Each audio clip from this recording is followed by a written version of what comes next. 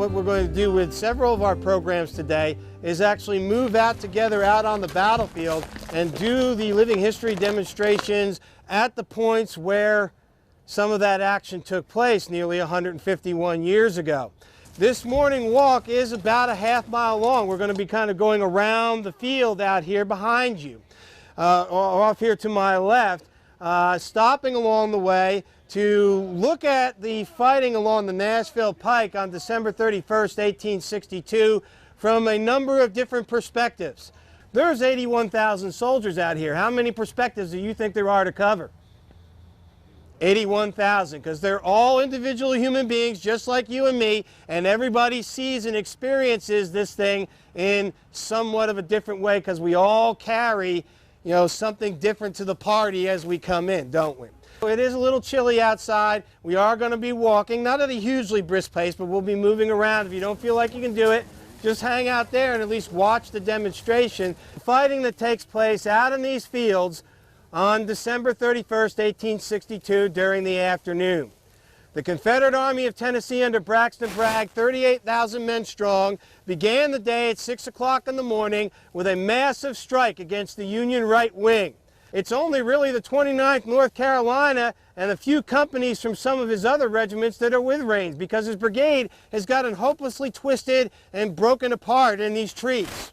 Then he looks out there and he sees that solid wall of blue, the Union infantry that we'll be getting to later on.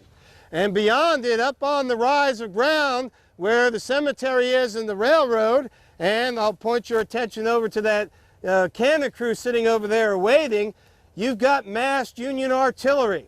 So I'll ask you, put yourself in the shoes of General James Rains. What do? Who says go? Go.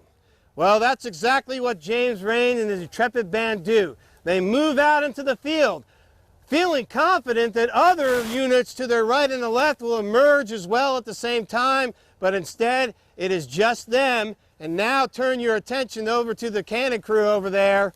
Fire!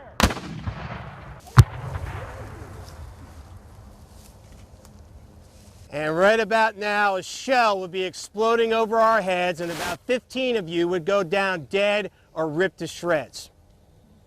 That's one.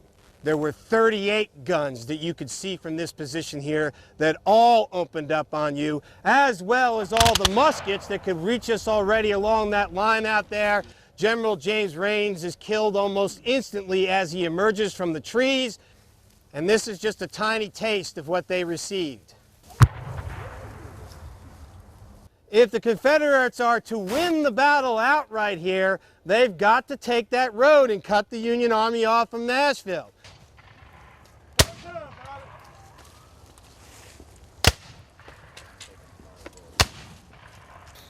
Our men disposed to try their marksmanship on the mounted officers behind. But night was so near at hand and the light so rapidly failing that a heavy picket detail was put forward. Our main line stacked arms and for the first time since daylight acted independently of command.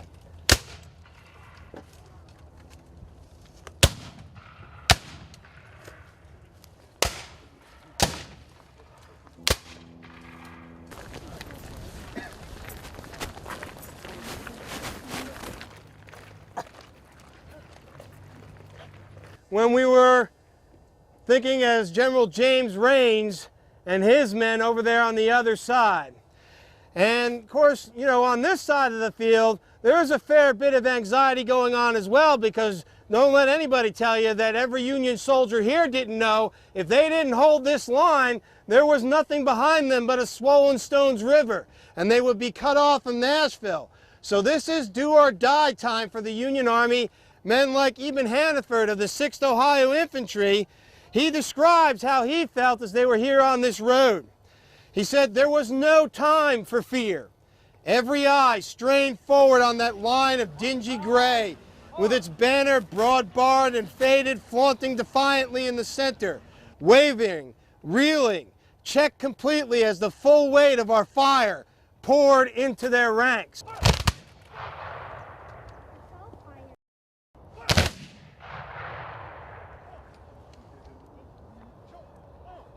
And as wave after wave of Confederate attack came out here, this is the scene, although multiplied by hundreds and hundreds more men, that you would have seen out here along this very line that we are walking. Doesn't matter whether they're in blue and gray. When it comes to the fight along the Nashville Pike, the decisive arm was the artillery. The massed Union artillery here along the Pike, with the Confederate artillery stuck on the other side of the woods, had complete and utter sway over these open fields that the Confederates would make wave after wave after wave of attack, trying desperately to win this Battle of Stones River outright. And almost every soldier out here would have probably agreed with the assessment of Alfred Pirtle. He wrote, "Our batteries opened up on them a deafening and unceasing fire, throwing 24 pounds of iron from each piece across that small space. I never saw guns served as fast. Before the recoil was expended, the gunners grasped the spokes and threw the pieces into position. The swab was run in, the handle turned, withdrawn, the charge sent home, and the gun fired." The charge of the Confederates kept coming, coming like the sea, ever nearer at each succeeding wave. But men were not born who could longer face that storm of canister. Pirtle was right. Men were not born that could face that storm of canister. And ultimately, even though the Confederates would try several times in ever larger numbers to make it across this field, they were unable to deal the death blow to the Union Army. This has been a History Break, brought to you by City TV and the Stones River National Battlefield.